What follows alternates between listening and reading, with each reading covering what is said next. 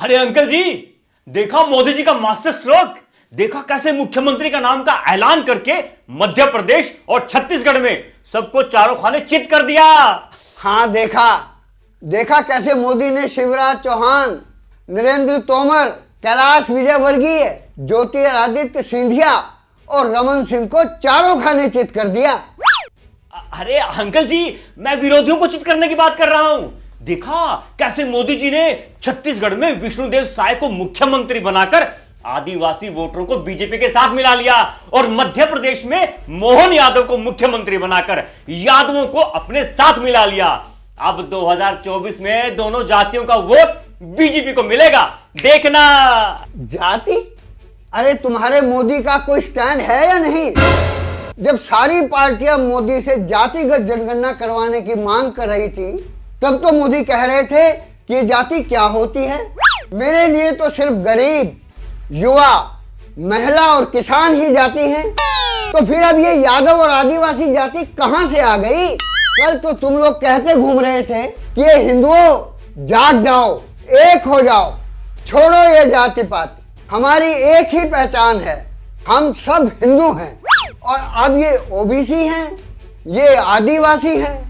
तुम लोग कम से कम 10-15 दिन तो किसी स्टैंड पर रुक जाया करो। अरे अंकल, राजनीति को समझो। राजनीति में अलग अलग मौकों पर अलग अलग बात बोलनी पड़ती है। आप ये देखो ना, मोदी के इस फैसले से पिछड़े और आदिवासियों में कितना जबरदस्त संदेश गया होगा। हाँ बेटा, जबरदस्त संदेश तो तब भी गया था जब एक दलित नेता रामनाथ कोविंद को राष्ट्रपति बनाया गया था। लेकिन फिर भी देश में दलितों की लिंचिंग होती रही। फिर दलितों को खंबे से बांधकर पीटा गया, गाड़ी के पीछे बांधकर घसीटा गया, पानी के मटके को हाथ लगाने पर बच्चों को मारा गया, घुड़चड़ी निकालने पर दलितों का विरोध किया गया, मूंछ रखने पर हत्या की गई। दलित राष्ट्रपति होते हुए भी बिना सेफ्टी किट के दलितों को सीवरेज में उतरना पड़ा, सीवरेज में जहरीली गैस चलने से मरना पड़ा। बेटा, संदेश तो तब भी जबरदस्त गया था जब एक आदिवासी नेता द्रौपदी मुर्मू को राष्ट्रपति बनाया गया।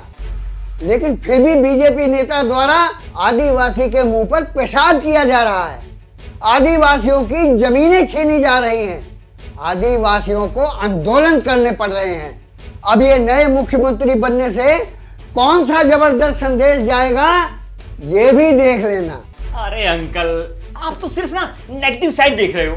अगर किसी समाज का नेता मुख्यमंत्री बनता है तो उस समाज को फायदा होगा।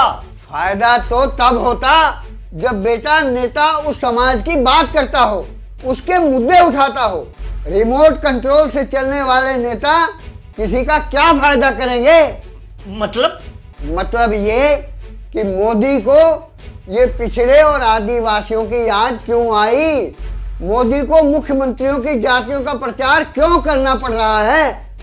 क्योंकि दलित और पिछड़ा वर्ग ने जाति जनगणना का मुद्दा उठाया, जनसंख्या के हिसाब से उनको भागीदारी देने की मांग उठाई। अब बताओ, इन दोनों मुख्यमंत्रियों में से कौन सा ऐसा है जो दलित और पिछड़ों की मांग को उठा रहा था? इन दोनों मुख्यमंत्रियों में से ऐसा कौन सा नेता है जो मोदी को ये मांग मानने के लिए मना लेगा? ऐसा कौन सा नेता है जो मोदी के खिलाफ जाकर इन मांगों का समर्थन करेगा? कोई नहीं ना।